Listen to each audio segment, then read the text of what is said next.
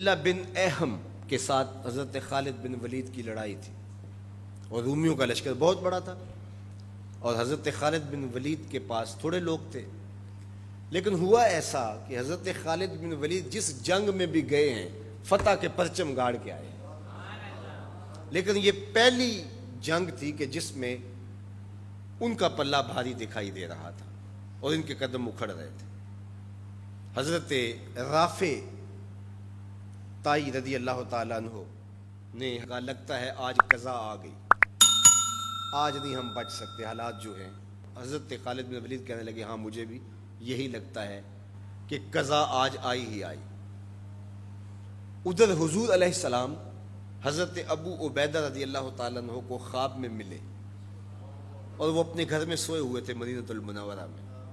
کہا اللہ کا شیر مشکل میں پھنسا ہوا ہے اور تم سوئے ہوئے ہو. حضرت ابو عبیدہ رضی اللہ تعالیٰ عنہ رات کو ہی اٹھے, بیدار ہوئے اور اعلان کروا دیا. شہر میں اعلان ہونے لگا مدینہ المنورہ میں, جلدی تیار ہو جاؤ, حضرت خالد بن ولید کی مدد کو پہنچنا ہے.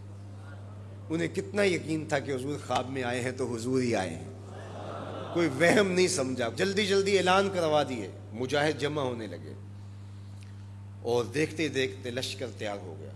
تو انہوں نے محسوس کیا کہ لشکر سے ہٹ کے کوئی سوار چل رہا ہے, تو انہیں کوئی شک گزرا کہ کوئی جاسوس نہ ہو. ذرا مزید اس کی جستجو کی تو وہ نقاب پوش بھی تھا, تو شک اور زیادہ بڑھ گیا.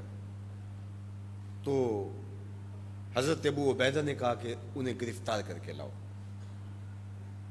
یہ جاسوس ہے, کون ہے, ہم اس کی تفتیش تو کریں. تو خیر انہوں نے گھیر لیا ان کو, ان کے گھوڑے کو ابو عبیدہ کے قریب لے آئے. تو حضرت ابو عبیدہ نے کہا تم کون ہو؟ انہوں نے تھوڑا سا قریب ہو کے کہا کہ میں خالد بن ولید کی بیوی ام تمیم ہوں. جب آپ نے اعلان کیا کہ خالد مشکل میں ہے تو میں پریشان ہو گئی کہ اللہ کا شیر تو کبھی مشکل میں آیا نہیں تھا, آج کیا ہوا؟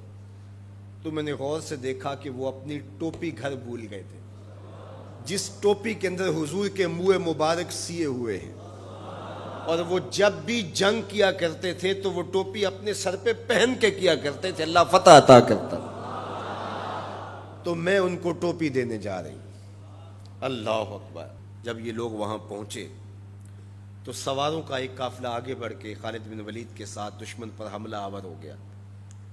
ایک نقاب پوش سوار آگے بڑھتا ہے اور ہاتھ میں تلوار ہے, اور دشمن پیچھے ہٹتا چلا جاتا ہے.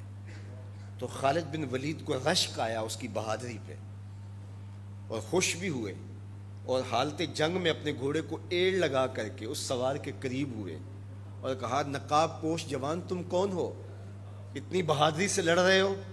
تو اس نے ہلکا سا نقاب الٹ کے کہا پہچانو تمہاری بیوی ام تمیم ہوں, اور تمہیں وہ ٹوپی دینے آئی ہوں جس کے اندر حضور کے بال سیے ہوئے ہیں.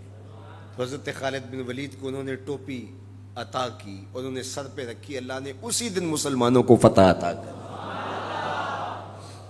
یہ حضور علیہ الصلوۃ والسلام کے بالوں کی برکت تھی. حضرت ام سلمہ رضی اللہ تعالیٰ عنہا کے پاس, زوجہ رسول صلی اللہ علیہ وسلم کے پاس حضور کے مبارک بال تھے.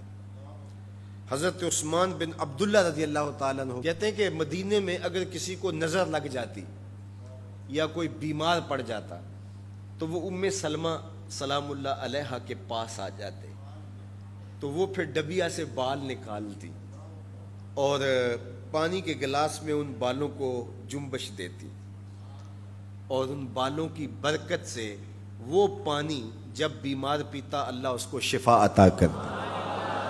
یہ حضور کے مبارک بالوں کی برکت ہے. اللہ اکبر. اور ایک دن حضور غسل کر کے آئے اور سیاہ رنگ کے مبارک بالوں, اللہ اکبر, کا حسن اور نمایاں ہوا. تو حضور نے ایسے ہاتھ ڈال کر کے ایک بال الگ کیا اور ساتھ ارشاد فرمایا من ازا شعرۃ من شعری فالجنۃ علیہ حرام. سن لو جس نے میرے بالوں میں سے ایک بال کو بھی اذیت دی اس پر اللہ کی جنت حرام ہے. ہم تو حضور کے غلام ہیں, حضور کے نوکر ہیں. حضور تو حضور رہے, حضور کے بالوں کی توہین بھی گوارا نہیں ہے. اقبال کہا کرتے تھے لوگ باتیں کرتے ہیں، ہم تو یہ بھی گوارا نہیں کرتے کہ کوئی کہے تیرے پیغمبر کے کپڑے میلے تھے، ہم تو یہ بھی گوارا نہیں کرتے۔ مغرب اس کیفیت کو سمجھتا نہیں ہے، اور وہ سمجھتا ہے کہ شاید ان حرکتوں سے میں مسلمانوں کے دلوں سے ان کے پیغمبر کی عظمت کو چھین لوں گا، نکال دوں گا، لیکن اسے بھول ہو گئی ہے۔ یہ ہزار گناہ گار سہی، بدکار اور سیاہ کار سہی، دنیا دار سہی، یہ کاروباری سہی، لیکن جب اپنے دل کا سودا کرنے کی باری آئے تو مدینے کی گلی میں کرتے ہیں، اور سب کچھ لٹانے کے بعد بھی کہتے ہیں حق تو یہ تھا کہ حق ادا نہ ہوا۔ ہماری جانیں، ہمارے ماں باپ، ہماری نسلیں، ہماری زندگی کا ایک ایک گوشہ حضور کے نام پہ قربان۔ حضور کے نام کا جھنڈا کبھی نیچا نہیں ہو سکتا، ان کے نام کا جھنڈا ہمیشہ اونچا رہے گا۔ چاند کی طرف منہ کر کے تھوکنے سے اس کی نوری کرنوں کو میلا نہیں کیا جا سکتا، تھوکنے والے کا تھوکا اس کے اپنے منہ پہ آ گرے گا۔ تبت یدا ابی لہب و تب کا تازیانہ آج بھی دشمنان رسول اور شاتمان رسول پہ برس رہا ہے، اور میرے نبی کا نام کل بھی اونچا تھا، میرے نبی کا نام آج بھی اونچا ہے، رہے گا یوں ہی ان کا چرچا رہے گا، پڑے خاک ہو جائیں جل جانے والے۔ ہمیں غور کرنا ہوگا کہ آج ہمارے اوپر یہ جو آزمائشیں اور یہ ابتلائیں ہیں اور یہ امتحانات سے ہمیں گزرنا پڑتا ہے، اس سے دردناک امتحان امت کے لیے کیا ہو سکتا ہے؟ تو کیا اب بھی ہم فرقوں میں بٹے رہیں گے؟ اب بھی ہم ایک دوسرے کے گریبان نوچتے رہیں گے؟ آج بھی ہم جو ہے وہ غفلت کی زندگی گزاریں گے، یا اپنی زندگی کی ایک ایک سانس حضور کے قدموں میں رکھ دیں گے؟ تو محبت کا تقاضا یہ ہے کہ اپنی ایک ایک سانس حضور کے نام پہ قربان کریں۔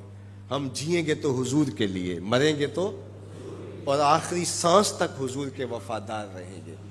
اور یہ ہماری زبان سے نہیں، ہمارے قلب سے، ہماری روحوں سے ہمارا عہد ہے، ہمارا ارادہ ہے۔ حضور ہمارے ماں باپ آپ پہ قربان، ہماری نسلیں آپ پہ قربان۔